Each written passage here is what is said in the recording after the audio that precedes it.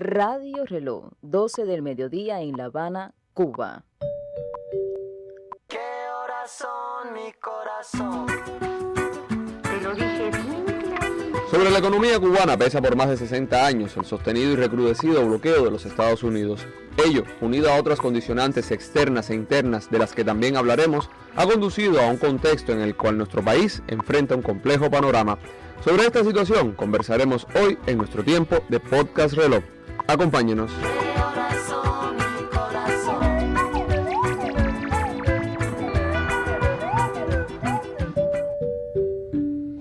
Se ha decidido por el Buró Político del Comité Central del Partido Comunista de Cuba informar a nuestro pueblo sobre el inicio de la tarea de ordenamiento, nombre que será dado al proceso de unificación monetaria y cambiaria y al resto de las necesarias transformaciones que lo acompañen.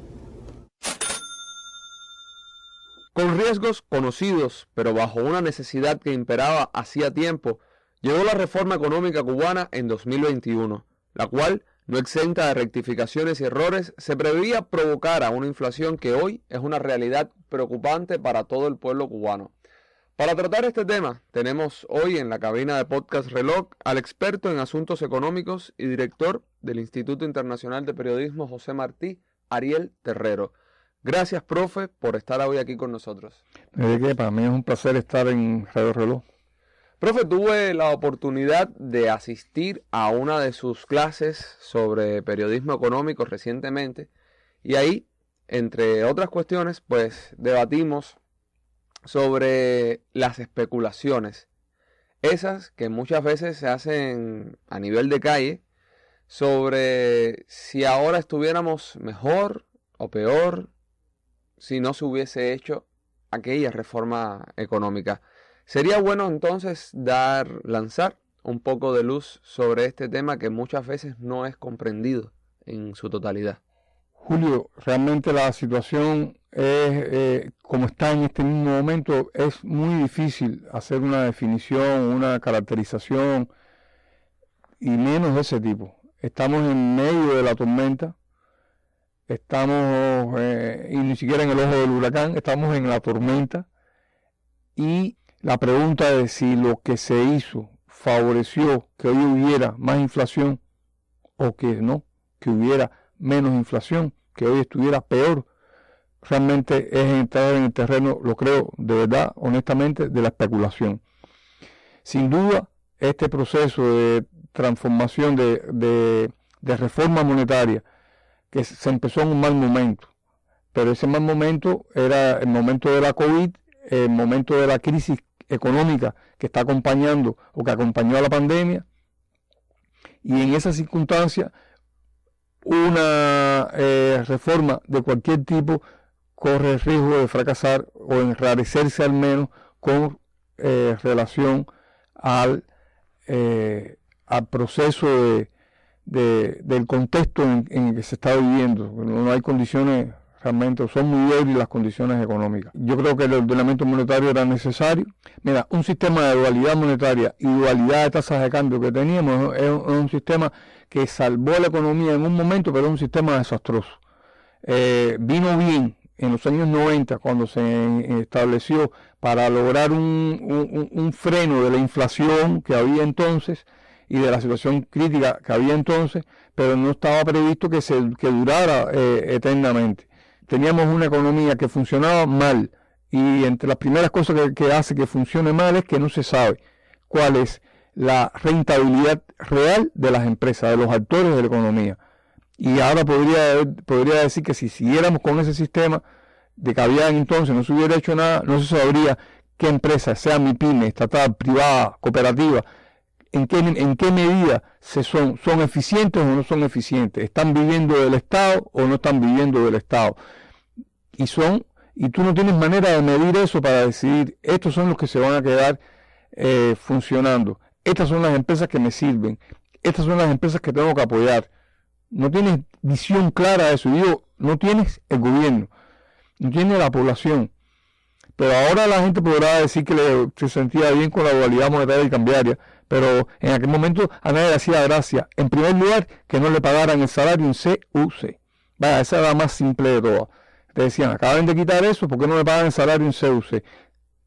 Lo lógico es que haya una moneda con una tasa de cambio y sea la moneda que rija todas las actividades de la economía, incluido el pago del salario, incluido la actividad entre empresas. Hacia ese punto tenemos que avanzar. Y ese es el objetivo que se proponía el ordenamiento monetario. Si es así, bienvenido sea. La realidad es bastante compleja. No se puede simplificar en decir está bien o está mal. Es que los precios de hoy en día no son los mismos de antes. Y es en esa realidad donde han aparecido los nuevos actores económicos que ya usted mencionaba anteriormente. Y hace poco tuvimos la noticia de que sumaban más de 5.000 los que se habían aprobado hasta el momento. ¿Qué podemos esperar entonces el pueblo, nosotros, el ciudadano de a pie, de estos nuevos actores? O sea, ¿cómo se revierte su existencia en el bolsillo, en el mejor funcionamiento de nuestra economía? A ver, las MIPYME, las más de 5.000 MIPYME que se han creado en el espacio de un año, son una posibilidad de dinamizar determinados servicios y producciones del país, que no es necesario que lo monopolice una empresa estatal. Por tanto, lo que se está buscando de alguna manera es ir diversificando las formas de propiedad, ir diversificando los actores que intervienen en la economía para que haya un poquito de competencia. Yo creo que también tenemos que ir pasando a un modelo de socialismo diferente al que hemos tenido, no solamente porque está en la letra de los lineamientos, de los demás documentos, sino porque tenemos que ir pasando a un socialismo en el que los que mejor estén sean los que más trabajen. Me da lo mismo si es privado o es estatal. De cada cual según su trabajo, a cada cual según su picardía. Que sea el que mejor trabaje, el que más estimulado se sienta a trabajar bien. Hoy en día tenemos una cultura de dependencia del producto que me dan. Y tenemos una cultura en el que me corresponde que me den. Y estoy hablando de empresas. No estoy hablando del humilde consumidor en su casa. No, estoy hablando de empresas. Estoy hablando de actores de la economía que no están muchas veces habituados a salir a luchar sus resultados. Y digo luchar en el sentido correcto de la palabra. Pelear el resultado. Trabajar para tener un resultado. Crear nuevas producciones. Innovar. Buscar mercados. Eso es lo que tenemos que promover en las empresas de todo tipo.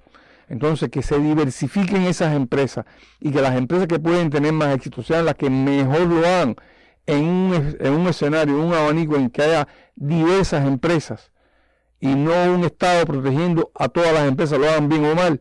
Eso es un cambio significativo. Y yo creo que ese puede irnos acercando hacia un socialismo que sí, proteja a todos los trabajadores, pero sobre la base de que ese trabajador tiene que dar, tiene que aportar, porque lo que necesita la economía lo necesita la sociedad. No me regales más nada, no me regales, déjame ganármelo yo.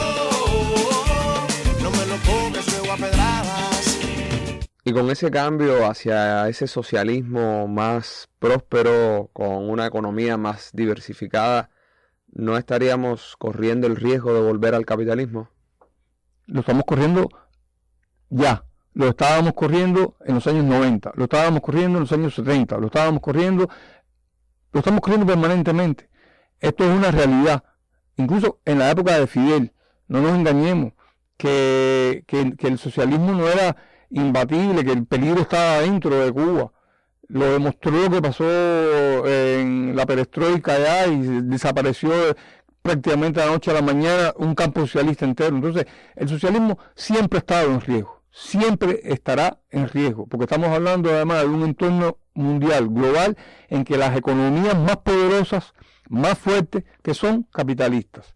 Y estamos hablando de pequeñas economías, vamos a excluir el caso chino, pequeñas economías como la cubana, que se está moviendo en ese entorno tan agreste, tan difícil. Entonces, ¿estamos en riesgo? sobran los riesgos, para no hablarte del clásico bloqueo económico norteamericano, que es el permanente que está arriba de Cuba en particular. Pero aún sin bloqueo económico norteamericano, aunque no existiera, aunque un día los norteamericanos digan, ya me cansé de estar perdiendo tiempo con los cubanos, que hagan lo que quieran. Bien, en ese momento vamos a estar también en un escenario agreste, en un escenario difícil en el que el socialismo en Cuba va a estar en riesgo, porque estamos moviéndonos en un mercado capitalista muy adverso muchas veces, y ahí tenemos que salir a defendernos, a abrirnos un espacio económico, a encontrar unos mercados. Entonces, ¿estamos preparados para eso? ¿El socialismo cubano está preparado para eso? Bueno, sería una buena pregunta para que usted nos contestara. Estamos muy poco preparados para salir a luchar en ese capitalismo, por desgracia. Pues ¿sabe por qué? Uno, porque las empresas de comercio exterior estuvieron muchas veces monopolizadas por un pequeñísimo grupo de empresas estatales, y eso generó poca especialización y poco conocimiento del mercado externo. Entonces hoy aparecen algunos MIPYME, algunos pequeños productores que apenas tienen una experiencia importante, que puedan empezar a desarrollarse en el tema de una producción determinada, de construir y estructurar una función de producción o de servicio. No tienen todavía suficiente madera demostrada en eso que es a lo que se van a dedicar, y ya están pensando que van a conquistar mercados en Europa o en América Latina. Tenemos que prepararnos corriendo. Yo creo que puede llegar a ser de los mejores. Los cubanos, sin vanidad ninguna, tenemos una preparación, hemos tenido siempre un carácter y una manera de ser. Esos empresarios nuevos que están apareciendo en el Estado y en el privado o en las cooperativas, sí tienen madera para un día llegar allá. Pero si yo soy el entrenador, le digo, ponlo a entrenar primero, darle un tiempo de entrenamiento antes de que se encaramen en el ring. Y esa es la parte que yo te digo, no estamos todavía preparados.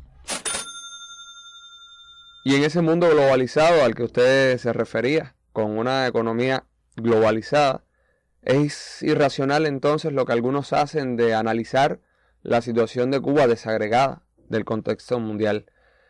Todo lo que pasa de nuestras fronteras hacia afuera nos afecta a lo interno inevitablemente, y eso es lo que muchas veces pues no logramos comprender del todo. Yo creo primero que la economía cubana no está desagregada, está bien integrada al resto de la economía mundial, no tanto como quisiéramos, desde el momento en que no tenemos acceso a los sistemas financieros y bancarios en el mundo como cualquier otro país.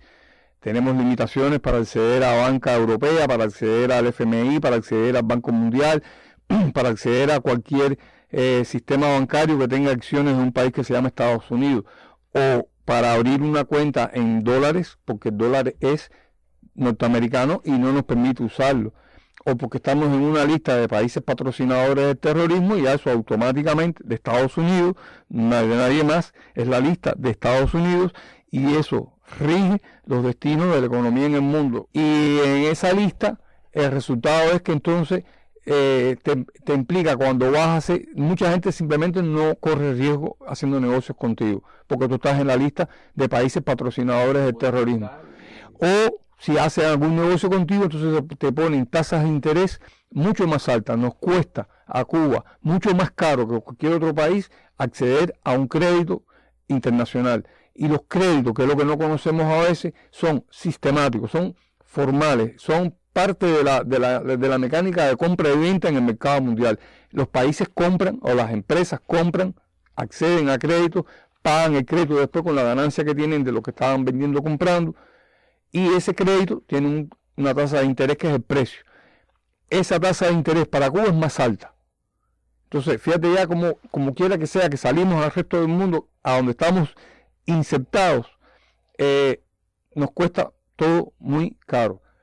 Pero no quiere decir que estemos desagregados. Lo que pasa es que sí es importante entender a veces en qué medida estamos insertados o agregados a ese mundo, y en qué medida ese mundo, con todo lo que está pasando, afecta a la economía cubana. Porque estamos hablando de inflación en Cuba, pero el problema es que es un proceso de inflación global. la gran mayoría de los países tienen procesos de inflación complicados, incluyendo las grandes potencias de Estados Unidos, de Europa, en América Latina. Eso es un fenómeno hoy que se ha derivado de la crisis económica y de otros problemas derivados de la pandemia. O sea, estamos hablando de un mundo, una situación muy complicada. Entonces, si en el mundo, ahora mismo la OPEP, ¿qué hizo? Por un acuerdo nada más y nada menos que de Rusia y Arabia Saudita y algunos otros países, decidir que van a disminuir la cantidad de producción o de venta de petróleo para que suba el precio. ¿Por qué? Porque era el único de los productos importantes que no estaba subiendo, de que no haya subido tanto como los demás. Y ellos querían que subiera. O sea, todo el mundo está apostando a que sus productos suban. Y esos son los productos que paga Cuba. Se tornan más caros para Cuba. Los productos que está importando Cuba los compra más caros, por tanto, también influyen en el mercado interno. Más los problemas propios de la economía cubana, que no tiene que se debilitó mucho su producción. Hay un incremento brutal de la liquidez desde que se hizo el ordenamiento monetario. O sea, hay más dinero en circulación y menos producción, es inevitable que haya una inflación. O sea, la situación es sumamente tirante, sumamente complicada, pero ahora lo que está el mundo es buscando sus alternativas. Lo que está haciendo Cuba es buscando sus alternativas. ¿La encontraremos? Quiero creer que sí. ¿Cuáles son? El día que me encuentre alguien que me diga que tengo el librito con todas las recetas de todas las cosas que hay que hacer, le tiro una trompetilla, de verdad, porque el tema es muy complicado. No se puede simplificar con una simple enumeración de posibles medidas. Ahora, lo que sí está claro es que hay que mover la bola, que hay que tomar medidas, que hay que ir aplicando cambios. Y estamos, honestamente, si somos justos, si no me apasiono con la situación y miro lo que está pasando en el último año, ha habido cambios en Cuba. Y el más importante de todo, una diversificación y una apertura del espacio de acción a actores de la economía diversos. Y hay empresas estatales que se están buscando alternativas. Se habla menos de las empresas estatales, pero se le ha abierto algunas opciones a las empresas estatales, como flexibilidad en las formas de pago a los trabajadores, y hay empresas que sí la están sabiendo encontrar. El Estado está realmente una cosa que se pidió durante muchos años y que está en la estrategia de la reforma económica que llevamos a cabo con los lineamientos. El Estado está descentralizando, está buscando criterios diferentes a la clásica planificación centralizada y lo está aplicando. Si en la vida real el trabajo valiera, si la lluvia de mayo gripe no diera. Profe, y para finalizar este encuentro, que realmente espero haya sido provechoso para todos, yo le voy a decir una frase y usted me dice qué significa Amadeus Time. Yo tuve unos años de cooperación con la Radio Reloj y los recuerdo con mucho placer, y entre además hacer comentarios económicos que los firmaba yo, tenía una seccioncita ahí de casi que era un divertimento, pero cada vez era informativa, porque lo que anunciaba era lo que iba a pasar en la semana, y cogía todo lo que iba a pasar de cualquier cosa importante y las iba combinando, y esa, para no mezclarlo con los comentarios económicos, lo firmaba con un seudónimo que era Amadeus Time. Y a pesar de que ya ha pasado varios años desde aquella colaboración, sabe que tiene las puertas abiertas de Radio Reloj siempre que quiera volver. Muchas gracias. Gracias a usted, profe.